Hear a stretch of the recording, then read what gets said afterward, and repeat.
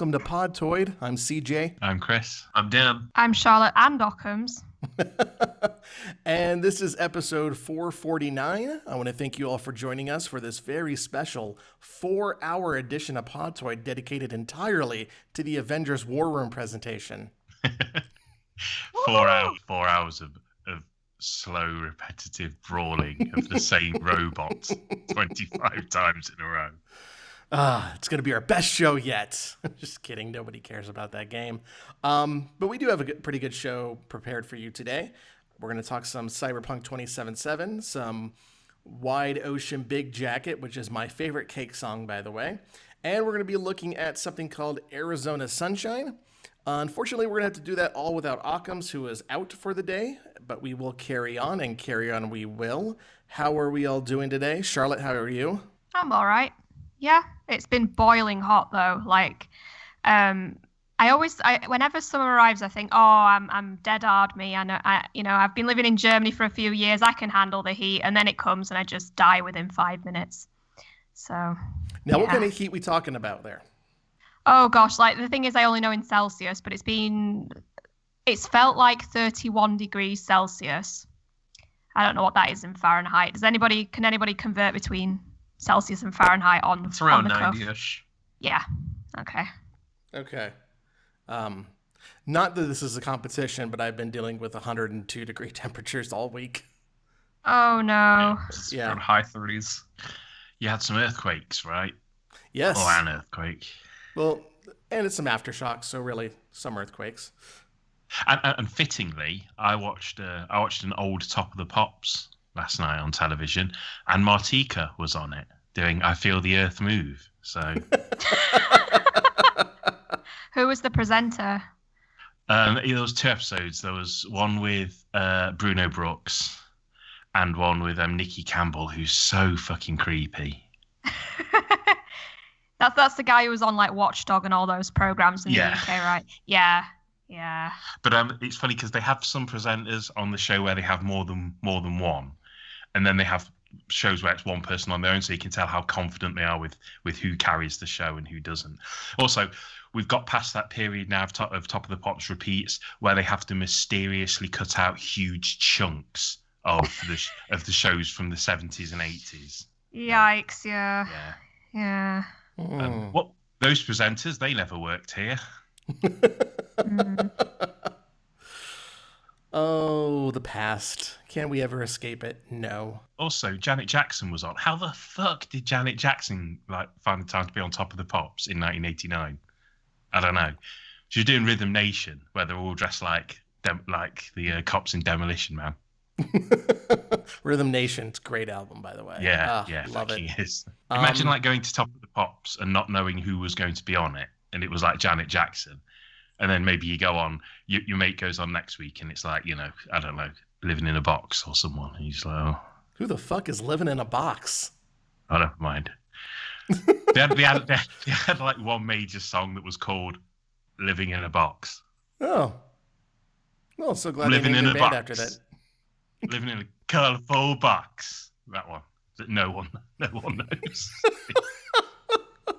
Oh, just another widely known reference to start the show off with. This is like a solid 7 years before I was born, even. Like, I've never heard this song before.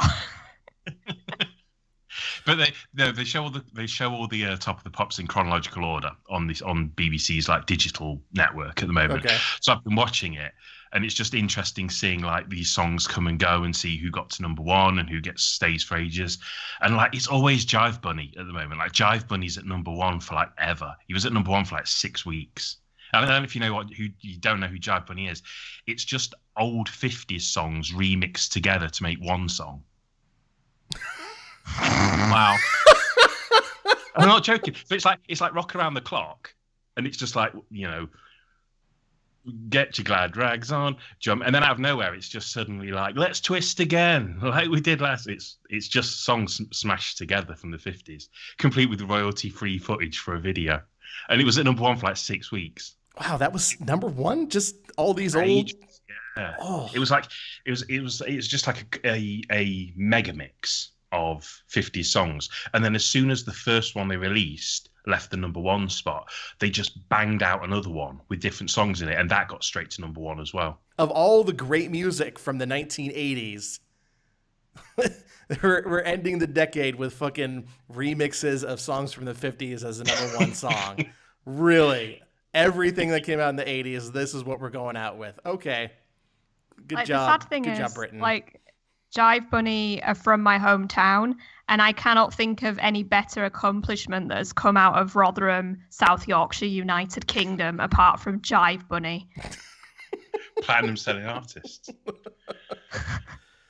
And all the videos just consist of like old footage from like World's Fair of like cars that have got TVs in the backseat and will turn into hovercrafts when you drive them in the water, along with some old school babe in like a bikini showing it off, and it's like, doing the hula hoop at the beach. Yeah, sure. Do you come with the car? Oh, you. Yeah, I love that. It's one of my favorite quotes from the show. All right, let's go ahead and refresh, reset, and get talking about games. And Chris, I want to start out with you. What have you been playing this week? I started 2 games on the same evening. Really weird decision for a start for me to play 2 games, to be honest. But the games I chose. First game I jumped on was Danganronpa Trigger Happy Havoc, which is the first game in the series. And as I'm sure some of the listeners or you guys may know, it's a Japanese visual novel series that's hyper stylized, but also kind of really creepy and violent. But it has like, although it's a VN, it has like very Phoenix Wright style gameplay built into it. So it's a murder mystery, and you play this kid who's invited into a school, a very posh private school for the ultimate in each demograph. Now, you might think that means, the ultimate math student or the ultimate English student or whatever, but actually it's like, there's some that make sense, like there's the ultimate swimming champion, and there's like the ultimate baseball player, prodigy, but there's also like the ultimate fan fiction writer and the ultimate biker gang leader as well. But they're all like kind of teenagers. So they get to this school, and you've been invited because you've won a competition, which proves you're the ultimate lucky person. But when they get into the school, it's actually like a prison run by this demonic teddy bear called Monokuma. And he explains to these 15 students that the only way to leave the school, the only way someone can leave a school is if they're expelled. And the only way they can get expelled is to commit murder. So essentially, these 15 students are locked into this weird stylized university and put in a position of, if you want to out, you have to kill somebody else, as told by a teddy bear. So, yeah. It's the teddy bear that really makes the situation surreal. Definitely. And he's half cute and half like demonic as well. So, yeah. So it's this suspense thriller, and obviously body counts start rising. And where the Phoenix Wright style gameplay comes in is you basically do interrogations, and you have to look for contradictions and slip ups or things that people say that possibly have happened. And then you almost objection style, you point out these contradictions, and the story builds. And I'm not too far into it, but the story builds like that. So it's really stylish and stylized. It's got that thing where it's like cute artwork, but also like a really dark subject. There's an actual name for that genre in Japan, but I've forgotten it right now, where it's like really cute, but also kind of violent. You know what I mean? It's got really nice art, really nice music, and this weird, like bleakly atmosphere. I hear that the sequels are better. I hear that is it like Ultra Despair Girls and some of these other sequels are much more, they really supersede the original game. So maybe I should have started with one of those and worked backwards, which is like a good way to play the Shantae series as well. But yeah, I'm digging it. We'll see how it goes. I would say working backwards is not the best way, and Ultra Despair Girls is probably not one you need to play because it is so vastly different from the other 3. That you could probably just go with the 3 entries in the mainline series and actually playing through 1 and 2 before you play the 3rd one. It's kind of important for the story the 3rd one is telling. Oh, okay. Because I just thought they were really standalone as games. But is Ultra Despair Girls like is that like totally different? Is that like a shooter or something? It's a spin-off. Yeah. Okay. So it's almost like I've forgotten. I think it's Noir from the Hyperdimension Neptunia series, where they're all RPGs, but Noir is like a Dynasty Warriors game. It's like that kind of thing, is it? Okay. But yeah, I'm digging it. And real quick, I'm also go on. as for the sequels being better, just get ready for a really annoying character in the second one, like one you're definitely going to hate. No, she's really good. I like her. She's terrible. I love that Charlotte obviously immediately knew before you'd finished the sentence who you were talking about, which lends so much to like the truth that you're both speaking. She's arguably the most talked about character of the game, based on how they decided to create her and what her ultimate title is. So. Generally, when I play games that have a character that everyone hates in, I generally they end up being like my favorite character. So I'll tell you what did lead me to believe that.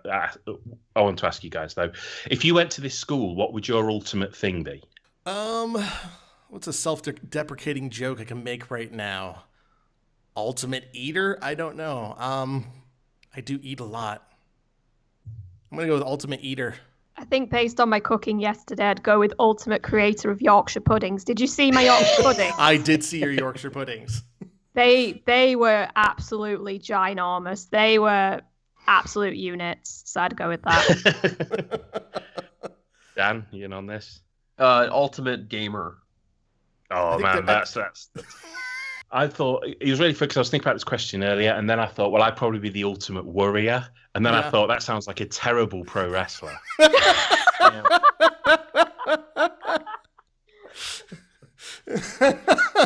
That's really good.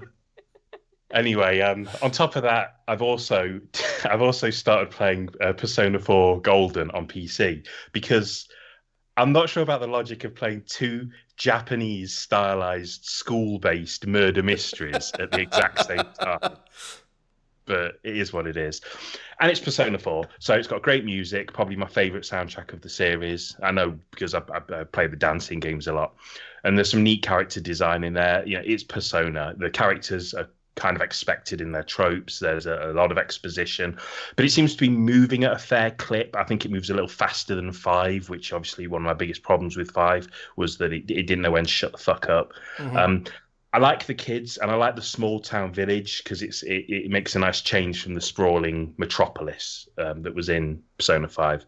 There's like a quaintness to it. And I say quaintness, that's like a quaintness apart from like the murdered girls hanging upside down from telephone poles. But you know what I mean? Like it's got a nice foggy atmosphere and nice calming rain. It's like England, basically. I think that's probably what it is. But... And how does it look on PC? For something that was originally made for PlayStation 2 and then the Vita and then now on PC. It looks sharp, like everything's rezzed up and kind of a little smooth. Everyone's got the one thing that did throw me at first because I'm playing 5 like almost exclusively was and then the dancing games which have got brand new character models is that I forgot that in Persona 3 and 4 everyone's got these like big heads and their bodies. All right, let's go ahead and move on to Charlotte. Charlotte, you've been playing Wide Ocean Big Jacket. Why don't you tell us about it? Yeah, this is in the is it itch? Do we call it itch or is it itch.io or I don't know. I call it bundle, itch.io. the big itch.io bundle that came out was on sale like a week or two ago. Both of these games are in that bundle. The Black Lives Matter bundle. Mm-hmm. And yeah, I've just been working my way through some of the shorter games, and Wide Ocean Big Jacket and A Morticians Tale are 2 of the ones I tried. Both of them only take 1 to 2 hours. Very different games though. So Wide Ocean Big Jacket is about a teenage girl called Maud, and she she goes on a camping trip, like a very short camping holiday with her aunt and uncle and this guy who she's told her mum is a friend but is actually like her first boyfriend. And it's a very funny game because there is some serious topics like between Maud and her friend/boyfriend Ben, I think his name is, about, first love and the pressure to do things in a relationship when you're young and it's your first relationship. And that's sort of a theme that runs through it. And there's some very minor sort of marital issues between the aunt and the uncle that also get explored as they split off and go in their separate adventures during this very short camping trip. But what really struck me by the game is it's a very funny game. Like, the writing is very funny, and the way they interact with each other, they just seem like a really fun family. Just even the young kids have a sense of humor. And yeah, it's just a bit of a shame, really, because it really is as if they've only gone camping for 1 or 2 days. So the game is over very fast. And A Mortician's Tale is a very different kind of game. So it's about a mortician who started off at their first undertaking office. I think that's what it's called. Their first mortician's office. And it starts off as a very small office, but then it gets sort of bought out by a big corporate. And it's all about going through all the different kinds of burial and what's the word? Embalming? No, my brain's saying circumcision, but that's not what I want to say. Cremation. Yes. Cremation. So all the different things that are possible in US burial and taking care of the dead practices, so to speak, which is very different from in the UK, actually, because, for example, we don't have open casket funerals very much in the UK. I don't think that's a common thing.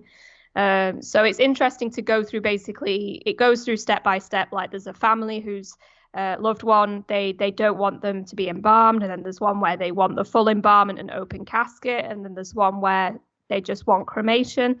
And it sort of takes you through step by step all the different possibilities. And it's really cool because this is done in conjunction or through consulting with a YouTuber who is a mortician, and she talks a lot about her work as a mortician, called Caitlin Doty.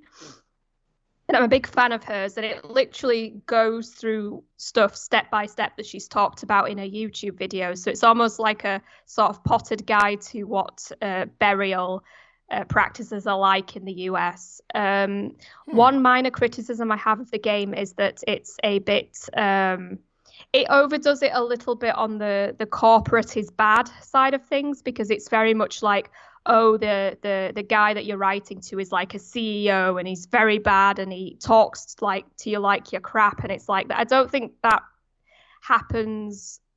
It's not that black and white a lot of the time. Like, big corporate can be bad, but it's not like they're not like a comic book baddie. There's still people trying to feed the families that just got sucked into like a horrible system.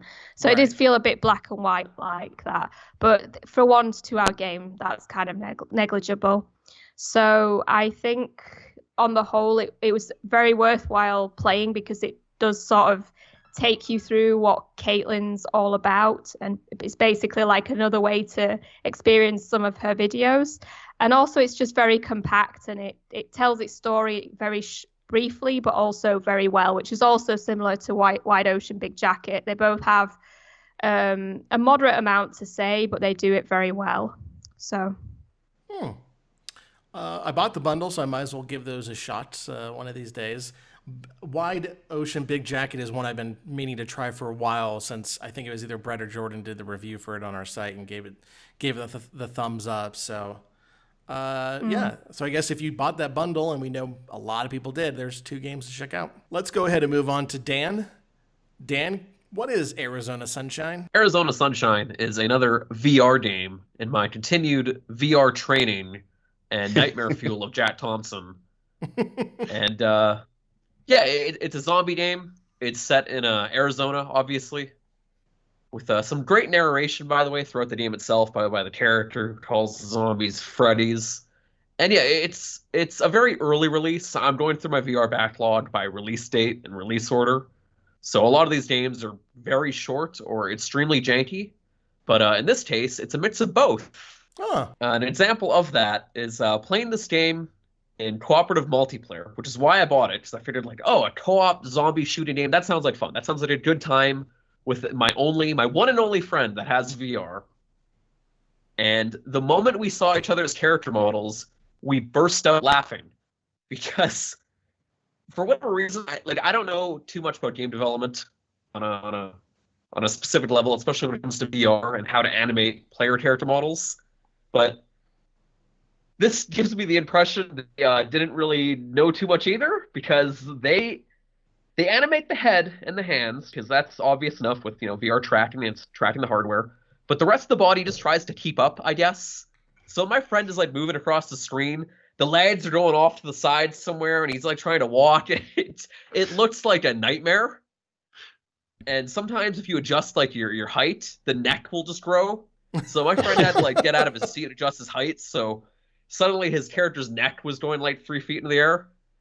It's pure nightmare fuel, this game, just watching each other play. And you can also find masks in the environment. And we found these like pale white, like mannequin looking masks. So combine like this pale white mask with like a massively long neck. The zombies were like the least of my concerns. There were a few moments where I genuinely got startled in this dark mine area. So my friend just like appeared behind me. So yeah, VR games around the 2016 era, especially when it came to like player models, were something. But overall, it's okay. It's a very brief game as well. It's only like 4 or 3 hours. I was going to say that's kind of something, because when I always think of, I'm still, I know I bang on about virtuality from like the mid 90s a lot, but I always just remember the player characters in that, they just slid around. They just didn't move at all. They walked, but they just stood perfectly still and just like ghosted across the floor. So movement's always been they don't necessarily move like, I would say they don't like stay still when they move, but like the legs can't seem to keep up. So like the torso and the head are moving forward, but the legs kind of dragging behind. I tried doing a Naruto run, for example, in VR, and I asked my friend to describe what that looked like. So I did the whole like position in real life and everything, but on his end, what he described to me was like the arms and hands were going through my character's face and out the back of the head as it was moving across the screen. So VR has its quirks. Did you just say you had to have someone explain to you what a Naruto run looks like? Well, on his end. Okay. Because I obviously know.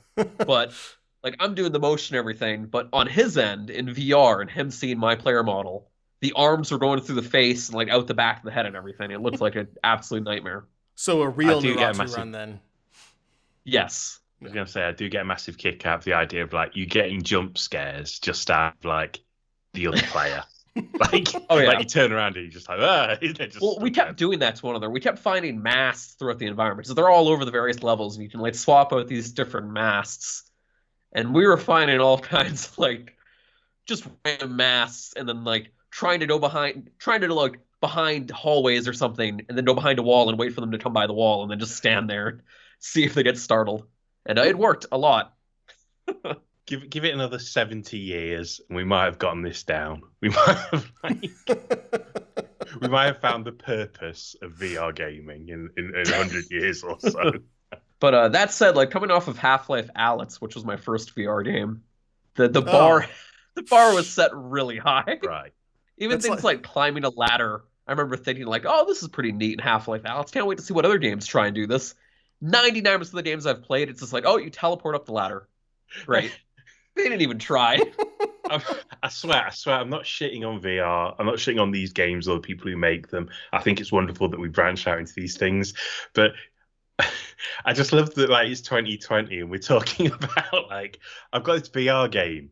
What do you do in it? Well, me and my mate, we found ourselves just standing around corners trying to make each other jump. Pretty much.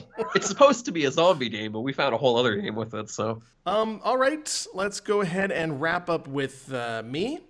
In preparation of the sequel that is out in like 12 days or something, I've finally been going through Deadly Premonition. I know I've talked about it on the show before, but this time I think I'm about an hour away from the end of the game. I really just took to it yesterday and didn't stop. I almost wanted to cancel the show this morning just so I could finish up the game, but what's been interesting going through Deadly Premonition right after going through SpongeBob Rehydrated is that both games have technical and design problems, but I don't look at them in the same light.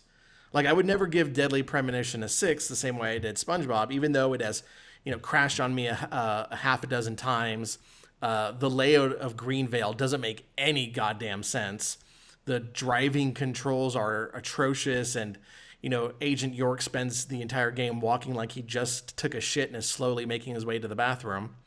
The NetherRealm School of Animation.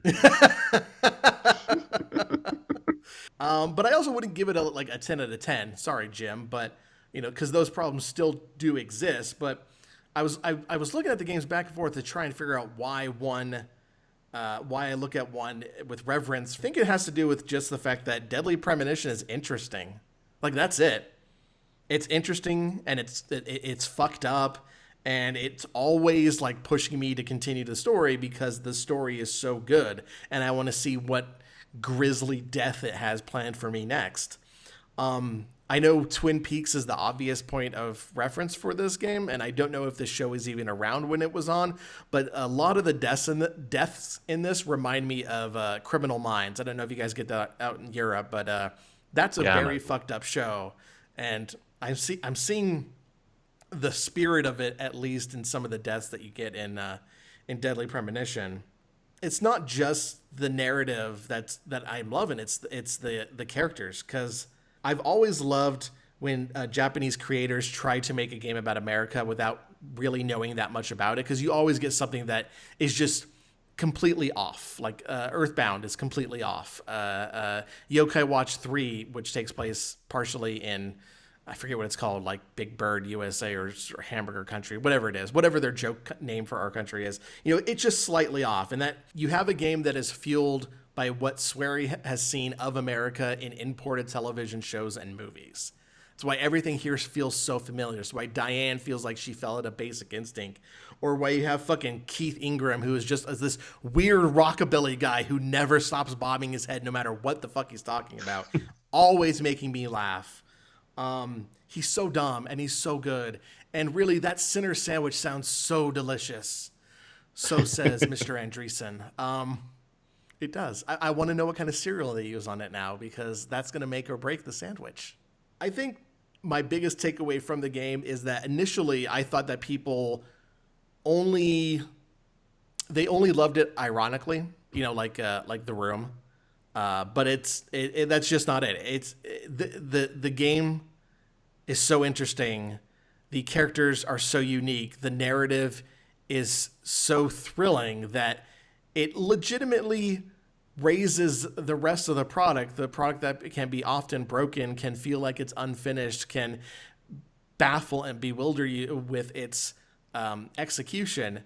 It elevates the entire product to have the rest of it be as good as it is. Here's like the thing, and I guess this is like kind of this is like the final hour importance of this legacy that this game has, is that this sequel's on the way out.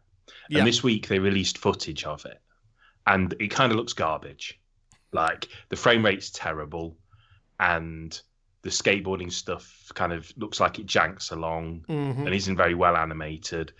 And the conversations and the character models are all a bit weird, and the voice acting's a bit weird.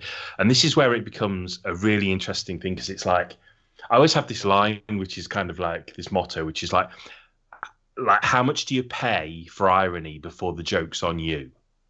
And with this sequel, it's going to be really interesting to see how it reviews and how it sells. Because I wrote about it and I said that, there's a weird thing here where it's like, do they have to make it bad on purpose? Because that's what people expect. And when I wrote an article about it, that was just a theory. That wasn't a committed. It was just something I was stating. There were a lot of people in the comments who were like, no bollocks. Like, don't make it a bad game.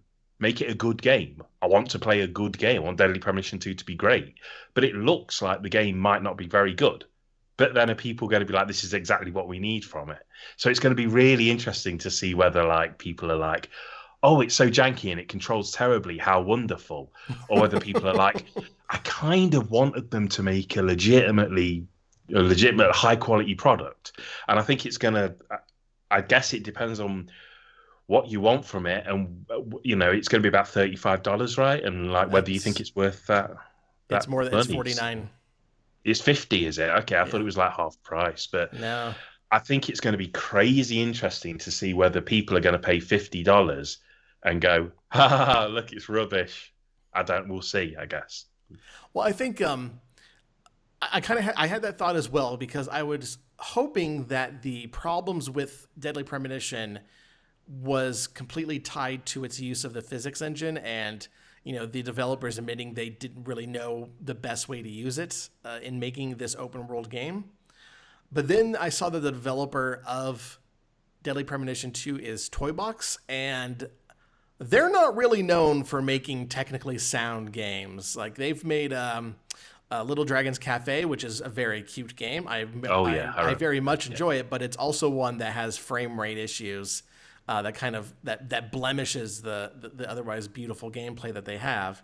They also did Birthday's the Beginning, which is another fine game that has technical problems. So it's not like we went from Access Games, who could barely hold Deadly Premonition together, to some renowned developer. We kind of just, I don't know, went with a parallel skilled developer in case we didn't go up. We just moved over to another one of a similar skill and hope for the best. Because I've watched some of that footage, and you are right. That skateboarding, yikes. I didn't think that they could do worse than the driving in Deadly Premonition, but who knows? Maybe they will. You are listening to Podtoid. All right, let's go ahead and move on. That is it for games, which means it is time for the news. This is the news. It was another week of game streams happening in lieu of E3. On Tuesday, we had the New Game Plus Expo, which probably got way too much attention when Atlas said that it was going to be a part of the stream, and then only showed off another trailer for Catherine Full Body on Switch. Way to bait and switch the crowd there. The next day was the Avengers War Room, and come on. Now let's not run over this. I want to kind of just say something like there's stuff about that game that I'm really excited for. I can't believe that like Kamala Khan's like one of the main characters, and I'm so excited about that. Like, she's one of my absolute favorite characters, and I can't wait to play as her. But like, they showed that footage of like Thor fighting on that ship, and I thought it was boring as fuck. Yeah. Like, I thought it was dull. I thought the combat looked janky. Like, the people he was fighting, the robots he was fighting, were particularly interesting. And then, if I remember right, he took down like a giant spider robot, and then like a helicarrier came along and put down another giant spider robot. And it looked pre-Arkham Asylum in terms of like how it looks like that game's controls. The characters were all talking at like how you and me are talking now. We're all talking like they were talking with their indoor voices, even though they were engaged in this enormous battle, which just added like a real dislocation to everything. And they showed stuff that I thought was exciting, like you're going to unlock all of these costumes that are famous costumes from films and from cartoons, and that kind of fan service. That's awesome. That stuff's great. And they put MODOK as the villain, which is such a dice roll, but I'm all for it. But that footage of the game playing, it looked like it really wasn't any fun to play. It looked like it was a chore to go through those fight sequences. It was strange to me, of all of the different sequences they probably have in this game, that is the one they go with. Like, I want to know what was going on in the room for the decision to have this be the first big a showcase of your War Room streams, because I think they're going to be doing more of these over the summer, to go with this bland looking battle against robots that all look the same, with just the dialogue that doesn't match up to what did I say? Tremble of the dialogue that doesn't match up to the action on the screen. Is just a weird decision to go that direction with it. It's strange because it looks like they're going to be really.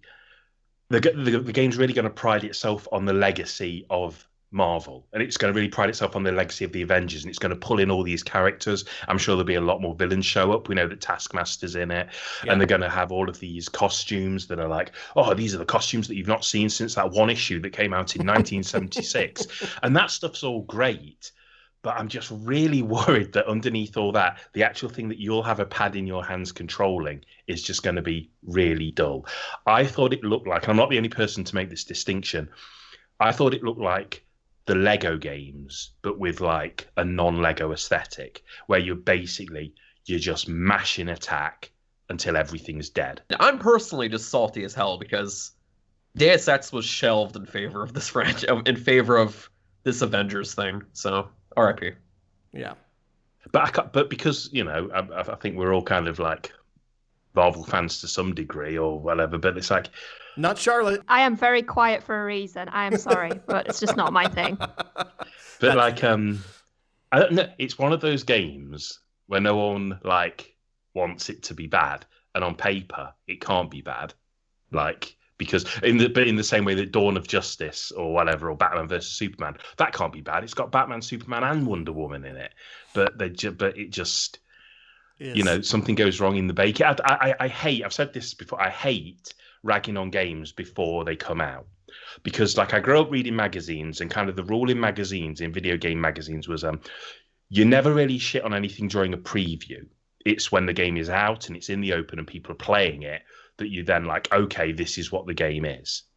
And so I've always tried, when I'm writing previews or writing about games that are on the way, try to pick out the positives, maybe go, oh, I'm not sure about this, but we'll see. And I'm doing that here, but I feel like you can't cover up how poor that gameplay footage was. So that was one of the presentations of this week. The other one that we're going to talk about a little bit longer was the Night City Wire stream for Cyberpunk 2077. It's arguably the most anticipated game of the year, and yes, I know Ghost of Tsushima is still coming out next month. So there was a brief showcase, showed off more of the game, and it showed off the brain dance. I think I have that name right. Brain dance function. Dan, I know you had some thoughts on this, so why don't you get us started? Oh, I took notes. Yeah. The whole thing was like roughly 20 minutes. They also showed off a new trailer for the game itself, which the trailer was fine. Like the initial trailer they showed off, the brand new one, was super like action packed and kind of had this like heist kind of vibe going on. Very Grand Theft Auto vibes going on all around. But that's kind of my major takeaways. Where if Deus Ex was trying to be, methodical and diving into conspiracy theories and investigative, this is like Cyberpunk, but like now we're robbing shit, being criminals. Which, I don't know, that's one approach you can take. Action seems like the best route they can go down, considering Blade Runner lost, like, what, $100 million in the box office by being Blade Runner? I don't really blame them for trying to be an action game. But they also showed off a character called Atom Smasher, which I really appreciate the name of. Atom Smasher sounds like a thrash metal, like, band name or something out of, like, the 90s. It definitely sounds like a band where everyone has a shaved head. Yeah. It's apparently a character out of the pen and paper stuff. Hey, why not? I'm more interested in what they'll pull from the pen and paper stuff than I am in some of the more original stuff. But one other notable takeaway was, out of all of the presentation and gameplay they showed off, and even in the trailer, the developers claim all of it was just from the first few missions of the game. So there's probably going to be a lot more. Hopefully, there's some more methodical and story-driven based missions as opposed to the non-stop action, because the impression I'm getting right now is like it's so heavy on the action to a point where it might be to its own detriment if like the gunplay and the combat doesn't feel all that good. So, well, in terms of how much content they're fitting in at the beginning of the game, just remember this has been in development, or at least this was announced before the PlayStation 4 released. That's how long, it's been in development for at least that's how long we've been 7 waiting years. for this game. And I watched the trailer. I thought the trailer looked fine. But then we also had some hands-on articles written by a couple of other publications. And, a lot of what it looks like it's doing is that it's taking elements and features that you've seen in other games and just trying to make it better, just trying to make it that CD Projekt Red level of perfection. And some of that sounds nice. Some of it not so much. I don't know if I'm interested in playing an 80-hour game where I have to, take down gang outposts. I don't tolerate doing that in Ubisoft games, and I'm certainly not going to tolerate doing that in Cyberpunk 2077. I am curious about how much space on my PlayStation 4 this game is going to take up, because it looks massive. It looks fucking enormous that I'm going to have to delete, like 200 gigabytes of hard drive space just to fit it on. And I'm very much interested in wondering what it's going to look like on my PlayStation 4 Slim. On the topic of scale, there have been like shots out there of the map itself and stuff, and honestly, it looks comparable to something like in terms of like the scale of the city itself, like comparable to what you would see in GTA 5's Los Santos. Okay. But their key is like everything's more dense. There's tons of detail everywhere, and there's enable locations and all that stuff. Like V's apartment is apparently super dense and has like a ton of places you can check out. So stuff like that sounds interesting. And apparently, like outside of when you start the game, like no load screens. So it'll be interesting to see how they demonstrate that and show that off in the coming weeks and months. And they also did show off the Badlands, which is like this like surrounding desert area around Night City. Yeah. So I'm sure that'll make up more of the map itself. I'm just hoping it's not like a barren, empty wasteland like Rage 2 or something. Like, because it looked aesthetically like the desert area out of Rage 2, and Rage 2 was, despite the marketing for that game, incredibly boring. Charlotte, did you have a chance to watch this trailer? I did. I've not been paying much attention to Cyberpunk before I watched the first episode of Night City Wire. Yeah, it has the same effect on me as like watching a Michael Bay trailer, I'm afraid. It's just very bang, bang, bang, and it's just that actually bores me. So I'm going to be upfront though. That doesn't mean there's anything wrong with what I'm seeing. It's just it's probably not for me. I do like open world action games. Like I'm really still loving GTA 5, but the difference between something like this and something like GTA 5 and Yakuza is that those games don't take themselves very seriously. And at the moment, it feels like this takes itself extremely seriously, and that's quite off-putting to me. And also, so some things I noticed in Night City Wire that weren't impressive to me. Like you said, I feel like they're trying to sell this as it's just a bag of new tricks, when actually, for example, Brain Dance, like Detroit Become Human has done something very similar. Like it looks very, very similar, only with extra layers, literally extra like Photoshop layers added on top for the different sensors. So, that makes it seem less impressive than what it's been sold as. And also, I've noticed already that pretty much every woman I'm seeing in the trailers or individual presenting as a woman in the trailers is either a prostitute or talks very breathily and sort of like 1930s movie star sort of intonation of voice, and that's kind of off-putting. It's not coming across as if without getting into the different character model availabilities and how men have a few more options than women, it doesn't seem like it's going to be the most forward-thinking game in that respect. And that's actually kind of boring. Like the idea that Cyberpunk means that all women are service workers and, or like, it's all about the men is kind of old-fashioned. Like it's a sort of futuristic that doesn't appeal to me. And also I feel like, in general, I wonder how many people are going to be put off by this game, because this year has been a lot, and having a game that portrays the future as just full of crime and gangs and violence it's not a game I want to play. I've been playing a lot of escapist games that are nice because this year's been horrible. So I don't think I'm going to want to play this game on release. Go on. The thing is, like the trailer and all this stuff seems all super heavy action focused, and I get the impression because they saw Blade Runner numbers. They saw Blade Runner lose $100 million for trying to do Cyberpunk in the most like Cyberpunk way imaginable, like the definition of Cyberpunk aesthetic in general and that type of storytelling. I get the impression, and with the Brain Dance stuff especially, that there will be slower beats and more methodical kind of exploration into politics and all that sort of stuff. And we also saw like that corpo woman, that big executive lady or whatever. So we haven't seen the full gist of the whole city itself and the various factions and characters represented. What we saw in those early hours was those fucking like coming out of the slums and streets kind of area of the game. I don't know. It seems like they're front-ending all of the action and all of that stuff to try and sell copies of this thing. Well, hopefully that's the case. Because I don't want this to be a 90 hour version of like Mad Max Fury Road where there's just we don't even know the length of the game. Yeah, I know. I'm just throwing numbers out. It was 80 hours earlier, 90 hours now. The next time I bring it up, it's going to be 140 hours. So I hope that as we go further, it's going to the advertising approach will be more broad and show a lot more of the Cyberpunk than just what they have showed right now.